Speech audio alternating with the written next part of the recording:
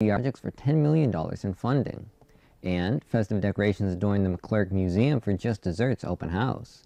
Plus, a longtime village clerk-treasurer arrested for alleged $1.1 million theft of public funds in Addison. Live and on demand, this is WNY News Now.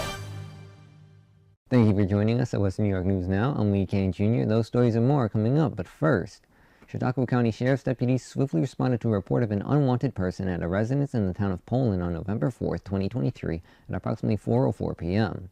Upon their arrival, they discovered Amanda J. Mecca, a 39-year-old female resident of Kennedy, New York, inside the home without authorization. Following a thorough investigation, it was determined that Mecca had unlawfully remained inside the residence. When deputies attempted to take her into custody, she resisted arrest, though she was eventually apprehended without further incident. As a result of her actions, Amanda J. Mecca now faces charges of criminal trespass in the second degree and resisting arrest. She has been transported to the Chautauqua County Jail, where she will await a CAP arraignment. Mecca is expected to answer for these charges in the Poland Town Court at a later date. Well, in other news, on the evening of November 4, 2023, at approximately 10:02 p.m., officers from the Jamestown Police Department's Violent Crime Unit and K-9 Unit conducted a routine traffic stop on North Main Street near West 1st Street, prompted by observed traffic infractions.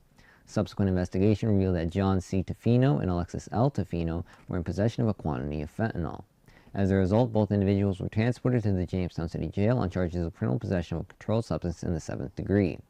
During a further search inside the jail, authorities discovered that John Tofino was concealing a substantial quantity of narcotics in an intimate location on his body.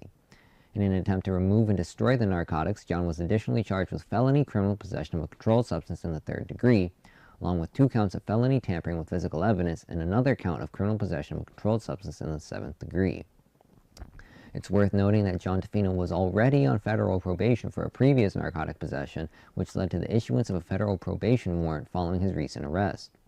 John Tofino is currently being held in the Jamestown City Jail, pending arraignment in Jamestown City Court. Well, in other news, in an incident that occurred on the afternoon of November 4th, 2023, officers from the Jamestown Police Department's 2nd Platoon conducted a traffic stop at the intersection of Spring Street and Crossman Street.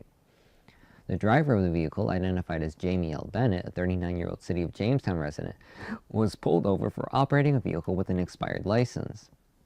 During the course of the traffic stop, a subsequent investigation revealed that Jamie Bennett was in possession of a quantity of methamphetamine. As a result, she was taken into custody and transported to the Jamestown City Jail for processing.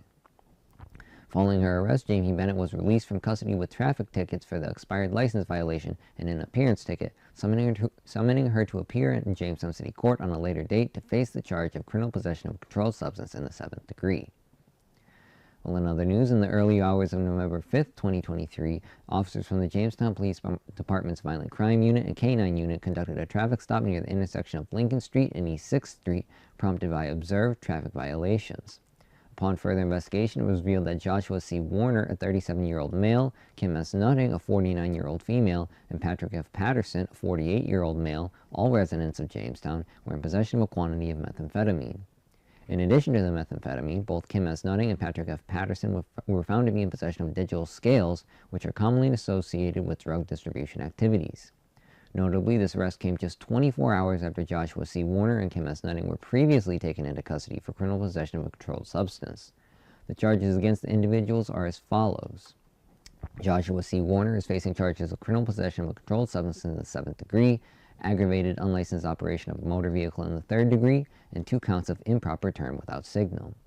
Kim S. Nutting is charged with criminal possession of a controlled substance in the 7th degree and criminally using drug paraphernalia in the 2nd degree. And Patrick F. Patterson faces charges of criminal possession of a controlled substance in the 7th degree and criminally using drug paraphernalia in the 2nd degree. Following their arrests, all 3 individuals were transported to the Jamestown City Jail, where they were booked and subsequently released in accordance with the New York State's bail reform regulations. As WNY News Now continues, Dunkirk BRI Local Planning Committee recommends projects for $10 million in funding. And later, festive decorations adorn the Clerk Museum for Just Desserts open house. Stay with us as WNY News Now. We'll be right back. You're watching WNY News Now, where coverage comes first. EagleZip.com is your local one-stop shop for all of your home and business computer needs. Located on Fluvan Avenue Extension, just outside of Jamestown, EagleZip.com sells and services all brands of desktops and laptops, as well as servers and network equipment for your business.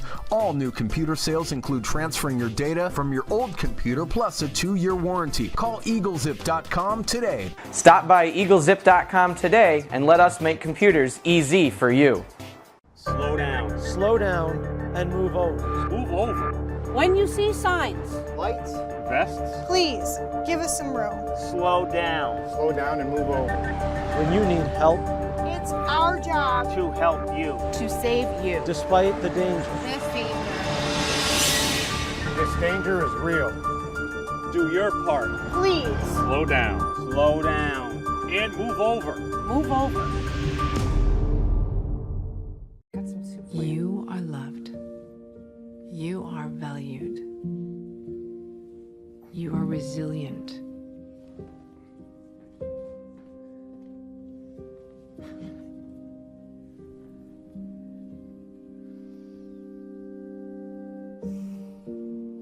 You got this. You're there for them. We're here for you. Find free care guides at aarp.org/caregiving. You're watching WNY News Now, where coverage comes first. The Dunkirk Local Planning Committee, LPC, tasked with spearheading the City of Dunkirk's Downtown Revitalization Initiative, DRI, has officially revealed its highly anticipated project recommendations, representing a collective funding request of $10 million. These recommendations were disclosed during the conclusive public workshop held on Thursday evening, November 2nd, at the Dunkirk High School cafeteria. LPC's proposed project stands at the forefront of a DRI-driven transformation, featuring a comprehensive vision designed to reinvigorate the heart of Dunkirk. These endeavors aspire to harness $92.5 million in total project costs, offering the potential to reshape and modernize the city's downtown area. Over the course of 6 months, the Dunkirk DRI Local Planning Committee meticulously evaluated a diverse selection of projects. Their decision-making process incorporated significant input from the public, obtained through surveys, public meetings, community events, and other forms of outreach. This collaboration with the local community played an integral role in shaping the LPC's recommendation for DRI funding. Furthermore, the LPC's rigorous assessment of each project considered multiple factors. These included alignment with the Dunkirk DRI's overarching goals, synchronization with the state's DRI objectives, and adherence to both local and state evaluation criteria. Evaluation criteria included factors such as project readiness, financial viability, overall cost, matching funds, and most importantly, the potential to catalyze a downtown renaissance in Dunkirk. The proposed projects earmarked for DRI funding and the recommended funding amount for each are as follows. There's $1.4 million to redevelop the Ehlers building and to house a mix of uses, $500,000 to improve Dimitri's on the Lake with a new facade and interior upgrades, $307,000 to restore and activate a vacant storefront to house a cafe, $900,000 to redevelop the Lakeshore National Bank building to house retail and market rate apartments, $274,000 to expand the Central Station restaurant and add an apartment, $1 million to enhance the Chadwick Bay Marina and transient boat slips and boater amenities, and then there's $1,310,000 to construct the Memorial Park Amphitheater and Welcome Center, $359,000 to establish the Downtown Dunkirk Small Project Fund, $500,000 to construct 78 affordable apartments and a daycare facility on 2 sites, $2 million to expand the City of Dunkirk Marina through new docks, $500,000 to rebuild 31 affordable housing units across 7 sites, $2.2 million to refurbish the Graf building to house a workforce development training center, $423,000 to rehabilitate Stearns Court to create a public gathering place, $500,000 to renovate the Macaroni building to house 13 market rate apartments and medical offices, and then $1,127,000 to revive the historic Adams building to house arts and youth programming, $1.7 million to update the Clarion Hotel building and grounds. These recommendations are poised to be integrated into Dunkirk's strategic investment plan, which will be submitted to the state of New York for consideration. The state will allocate $9.7 million in DRI funding for downtown Dunkirk. The final selection of projects for grant awards will be made by the state, with announcements expected in late 2023 or early 2024. Well, in other news, in the spirit of the holiday season, McClurg Museum, a historic 14-room federal-style mansion dating back to 1818, will welcome the public to its Just Desserts open house. The event, generously sponsored by the Chautauqua County Historical Society, is part of the Christmas in Westfield program and offers free admission to all interested visitors. During the open house, guests can explore the mansion's rooms and collections, getting a glimpse of its grand salons and formal spaces that once stood in stark contrast to the homes of frontier settlers in the area. Festive decorations on the first floor will feature curated and antique ornaments, adding a touch of historical charm to the holiday season. McClurg Mansion's historical significance is underscored by its inclusion on the National Register of Historic Places since 1984. This event aligns with the mission of the Chautauqua County Historical Society, which is dedicated to fostering an appreciation for the history of Chautauqua County through the collection, preservation, and interpretation of locally significant objects and archives. The open house promises not only a delightful cultural experience, but also a chance to enjoy refreshments, adding to the warmth and festivity of the occasion. For more information about upcoming programs and events by the Chautauqua County Historical Society, please visit their website at cchsmcclurg.org or contact them directly at 716-326-2977 or via email at info@cchsmcclurg.org. Well, in other news, in a joint announcement today, New York State Comptroller Thomas P. DiNapoli, Steuben County District Attorney Brooks Baker, and the New York State Police revealed the arrest of Ursula Stone, the former clerk-treasurer of the Village of Addison. Stone is facing multiple felony charges in connection with an alleged theft of more than $1.1 million in public funds over a period of at least 19 years. DiNapoli commended the work of his office, District Attorney Baker, and the state police in uncovering what he described as a shocking breach of public trust. He emphasized the importance of vigilant oversight in preventing such incidents of financial misconduct and corruption within local government. Steuben County District Attorney Brooks Baker echoed DiNapoli's sentiments, praising the efforts of DiNapoli's auditors and the state police for their critical investigative assistance. Baker referred to the case as a significant breach of public trust and emphasized the importance of accountability. Acting Superintendent Dominic L. Cimento of the New York State Police expressed his agency's commitment to combating public corruption and ensuring accountability for those involved in such activities. The investigation began in 2022 when the New York State Comptroller's Office initiated an audit of the Village of Addison. The audit revealed that Ursula Stone, who served as the clerk-treasurer for over 2 decades, had been managing the village's financial operations without any oversight or accountability. Stone had been responsible for tasks such as preparing payroll, maintaining leave records, and processing health insurance buyouts and unused leave payments without proper review or approval from village officials. Furthermore, the audit uncovered that checks issued by the Addison Central School District payable to the village had not been deposited into the village's accounts. A comprehensive investigation involving the New York State Police and Steuben County District Attorney's Office revealed that Stone allegedly misappropriated these school district checks, as well as numerous other checks payable to the village.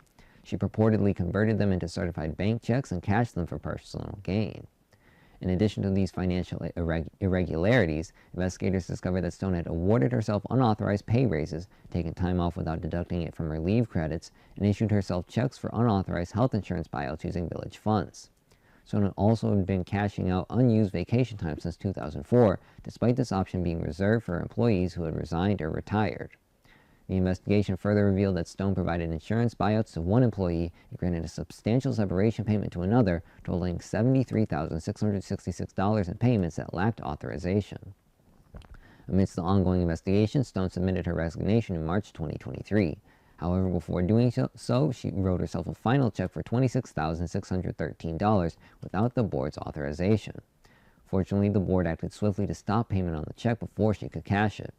In total, investigators estimate that Stone embezzled $1,171,362 during her tenure as clerk-treasurer. She had been employed by the Village of Addison since 1997. Ursula Stone is now facing a range of serious felony charges, including grand larceny in the first degree, money laundering in the second degree, corrupting the government in the first degree, public corruption, attempted grand larceny in the third degree, attempted public corruption, and 185 counts of falsifying business records in the first degree. She was arraigned before Judge Chauncey Watches of Steuben County Court, with bail set at $20,000. Stone is scheduled to appear in court again on January 24, 2024. Well, coming up next, it's time for the latest WNY News Now movie review. But first, we return with a look at our full weather forecast. Catch your first defense forecast daily on WNY News Now. Right here, baby. Look. Uma. ¿Cuántos años tienes? Something more than a birthday is happening here. Once you can see it, you can help. The sooner you recognize the signs of autism, the sooner you can make a lifetime of difference for your child. Start by answering a few simple questions at screenforautism.org.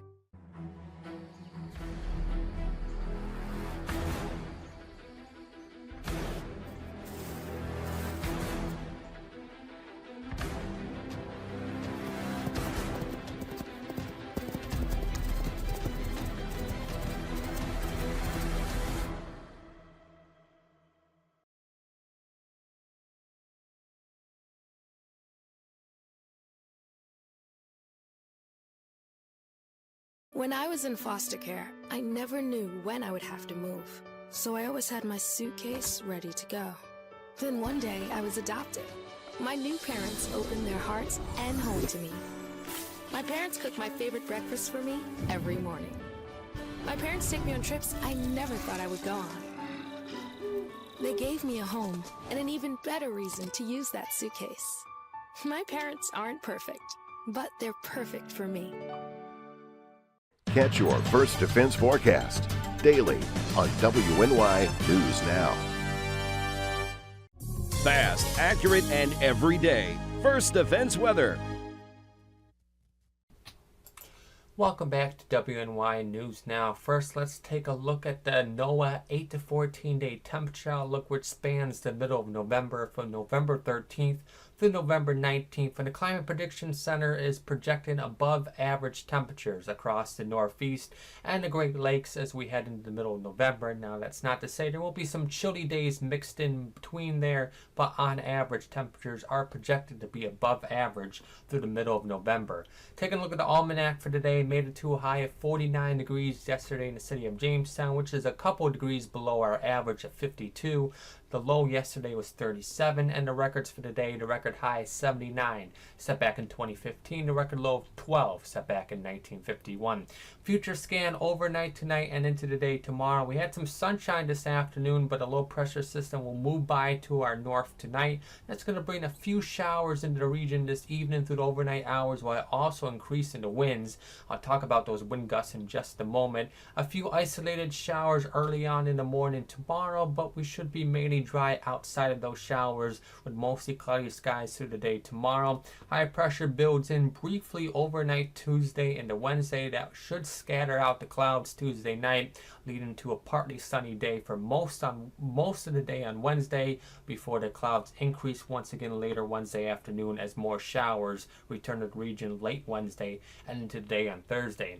Wind gusts this evening as that low pressure system moves by to our north. That's going to increase the gusts. This is still below advisory criteria, but the southern tier and northern Pennsylvania could see wind gusts as high as 35 to 40 miles per hour. The strongest wind gusts this evening will be found near the immediate Lake Erie shoreline and the Chautauqua Ridge, where wind gusts could be as high as 40 to 45 miles per hour. Your forecast for your Tuesday tomorrow, mostly cloudy skies outside of a few isolated showers early on in the day. Winds tomorrow still breezy with winds 10 to 15 miles per hour, gusts as high as 30 miles per hour, and tomorrow's high temperatures will occur early on in the day, reaching the lower 50s, and then we're dropping through the 40s for the rest of the afternoon. The rest of that 7-day outlook from Ultimate Solutions. So high pressure will briefly build in the region for Wednesday. That should keep us mainly dry, although temperatures only in the mid 40s. More rain showers are likely on Thursday with another system bringing more rain to the region. We should stay mainly dry on Friday and then head into the weekend. Temperatures come back down in the lower 40s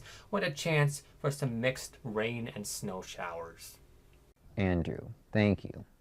Well, in collaboration with the Lakewood Cinema 8, it's time for the newest West New York News Now movie review. This week's review is on the latest Martin Scorsese film, Killers of the Flower Moon. For those unaware, the film is set in Oklahoma in the 1920s and focuses on the Osage Native American tribe, whose members became rich after the discovery of oil on their land. However, they soon find that their fortune is at the cost of a target being placed on their backs by those who want the mineral rights for themselves. I thought Killers of the Flower Moon was an interesting film. The narrative was gripping as you watch greed give birth to violence. The cast did a great job, especially the three leads of Leonardo DiCaprio, Lily Gladstone, and Robert De Niro, who I thought gave fantastic performances. The set design was incredible and really gave the film an immersive feeling. It really felt like they took a camera and a time machine and then went back to Oklahoma to film the movie in the 1920s. And the film's depiction of the treatment of Native Americans was executed perfectly, in my opinion. The film starts with adult Osage members grieving that their children will be forced to assimilate and lose touch with their heritage. And later on in the film, there's this one scene in which Lily Gladstone's character looks around and sees that despite still living in their tribal community, her tribal family has been steadily replaced. It's very sobering to watch. All in all, I think the movie did a fantastic job on a technical level. However, there were some creative decisions that I wasn't very fond of. The first thing, which I'm sure is the biggest issue a lot of people had, was the length. The film's 3 hours and 26 minutes long, which really makes it feel like a commitment to watch. And admittedly, I think that the film definitely could have been shorter. It's a slow burn kind of film, so it's a little tricky with that, but there was quite a bit where the pacing had all but come to a halt. If they had really trimmed off some of the fat, especially in the third act, they probably could have gotten the runtime down to 2.5 hours, which would have been much more feasible for people concerned about the length. My second problem was with the dialogue. As I mentioned earlier, the film opens on Osage members lamenting their children's future, and this is all spoken in their native language with subtitles provided in English. However, for a large portion of the movie, no subtitles were provided whenever dialogue was said in that native language. That can make it somewhat frustrating as you won't know what exactly is being said and have to rely on the actors' nonverbal communication to figure out what they're saying to each other. My last issue was with the ending of the film. I don't want to spoil anything, so I won't discuss exactly what it was that I took issue with. All I'll say is that the creative presentation behind it felt somewhat out of left field and didn't really feel narratively satisfying for me, which was unfortunate after I had spent over 3 hours anticipating that narrative resolution. Once again, on a technical level, I don't think there was anything wrong with it per se, and I understand what they were trying to do with it and how they executed it. It just didn't really resonate with me how they did it. And ultimately, though, I think Killers of the Flower Moon was a pretty good movie that served as a fantastic presentation of the treatment of Native Americans with a gripping narrative and fantastic cast, but with some rather distinct creative choices that might turn some viewers off. If you like what you hear, be sure to check out Killers of the Flower Moon while it's still in theaters at the Lakewood Cinema 8 on Fairmount Avenue. Well, coming up next, SUNY Plattsburgh is gearing up for Black Solidarity Day. With coverage that matters, this is WNY News Now.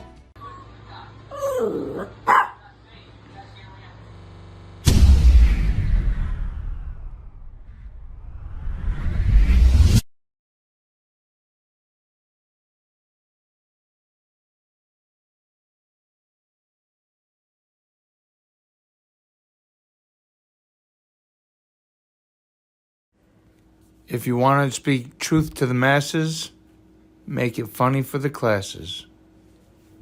How prepared is your family if a hurricane shows up at your doorstep, or a flood, or a blizzard? You can't just turn away a natural disaster. That's why it's important to go to ready.gov/plan now. It has the tools and tips you need to make an emergency plan with your family. So if disaster comes knocking, Let's go. You'll be ready to help keep your family safe. It's just a pizza. Yes. Make a plan today.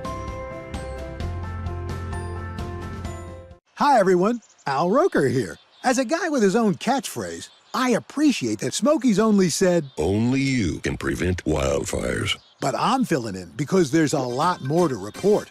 Like when there are parched or windy conditions out there, you gotta be extra careful with things like burning yard waste. After all, wildfires can start anywhere, even in your neck of the woods. Go to SmokeyBear.com to learn more about wildfire prevention. You're watching WNY News Now, your source for breaking news. SUNY Plattsburgh is gearing up for a significant event in recognition of Black Solidarity Day, a day traditionally observed on the Monday before Election Day. This year, the university is all set to host a social justice teach-in scheduled to commence at 8 a.m. in the Warren Ballrooms of the Angel College Center. Black Solidarity Day has its roots in the late 1960s when Panamanian-born activist, historian, and playwright Carlos E. Russell launched a movement meant to unite various African American communities in New York City, highlighting their economic contributions to society. Over the years, this observance has evolved into a broader platform for expressing solidarity with African Americans through education and enlightenment. Excuse me. SUNY Plattsburgh initiated its commitment to this tradition with its inaugural social justice teach-in on November 8, 2016. The event drew a diverse audience, including faculty, staff, students, and community members who engaged in a day of enlightening sessions, including lectures and discussions on topics such as the racial wealth gap, gender discrimination, and the excessive use of deadly force in policing. By 2019, the teach-in, titled Many Faces of Social Justice, featured nearly 50 different panels, presentations, workshops, and discussions across the campus. These sessions delved into a wide array of topics ranging from inequality in politics to neurodiversity and climate change. The day's activities culminated with a special appearance by U.S. Poet Laureate Tracy K. Smith. This year marks the second time Black Solidarity Day is integrated into the SUNY Plattsburgh academic calendar with the theme You Belong, Let's Erase the Hate. The program You Belong, Let's Erase the Hate will include sessions held at various locations on campus, including the Angel College Center, Myers Fine Arts Building, and Sibley Hawkins Yoakum Lecture and Oz Sable Halls. The event features an impressive lineup of sessions such as Stages of Slavery and Social Justice, Embrace Thy Curls, Hip-Hop Culture, the Black Voice Through Books and Art, and Why Florida Matters, the attacks on the AP African American Studies courses and the implications for higher education. Notably, the day will also include a keynote address by Dr. Ricardo Nazario E. Colon, who serves as the State University of New York's Senior Vice Chancellor for Diversity, Equity, and Inclusion and Chief Diversity Officer. Dr. Nazario's address is scheduled to commence at noon in the Warren Ballrooms. Additionally, other sessions planned for the day will explore topics like how faith communities engage in issues of racial justice, intersecting perspectives, empowering families of color with children with disabilities in the North Country, Unity Unleashed, Erasing Hate, Embracing Belonging, Check Your Fatitude, Unlearning Fat Phobia in the Helpful Professions, Lessons from Barbie Land, the Higher Education Mojo Dojo Casa House, Lighting for Diverse Skin Tones Studio Workshop, Get Civic Minded and Vote, Mental Health Stigma in the Black Community. Bridget Hayna, an Associate Professor in Communication Studies and Racial Healing, the Circle Facilitator for the Truth, Racial Healing and Transformation Center at the University, and a member of the Black Solidarity Day Steering Committee, emphasized the significance of this day. She stated, "This is a day to meditate on the meaning of social justice and civic engagement in what could be a multiracial democracy. Black Solidarity Day is meant to highlight racial injustices, societal inequities, and to illuminate how Black voices are integral into American life and our college community." Well, that's going to be it for today. I'd like to thank you all for watching. News continues 24/7 at WNYNewsNow.com and on our mobile app. You can download it today for free in the Apple App Store and Google Play Store. We're also on Channel 716 on Roku and at channel716.com. Thank you for watching.